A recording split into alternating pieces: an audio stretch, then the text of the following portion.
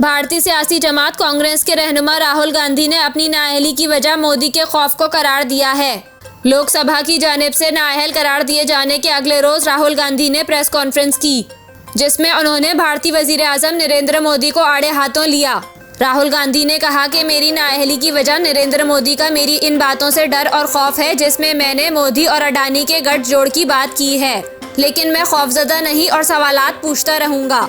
कांग्रेस रहनुमा का कहना था कि मोदी को मेरी तकारीर से खौफ है। ये खौफ मैंने इनकी आंखों में देखा है। यही वजह है कि पहले घबराहट तारी हुई, फिर मुझे नाअहल करार दिया गया। राहुल गांधी ने कहा कि मेरी पार्लियामेंट में की गई तकरीर को हज़फ किया गया, जिस पर लोकसभा के स्पीकर को एक तवील खत लिखा। कुछ वज़रा मेरे बारे में झूठ बोल रहे हैं कि मैंने बैरूनी ताकतों से मदद मांगी, लेकिन ऐसा कुछ नहीं है। मैं कभी सवाल करने से पीछे नहीं हटूंगा। वाज़ेह रहे कि हतक इज्जत के केस में राहुल गांधी को गुजरात सूरत की अदालत ने 2 साल कैद की सजा सुनाकर फिर इनकी जमानत मंजूर की, जिसके बाद लोकसभा ने राहुल गांधी को नाअहल करार दे दिया।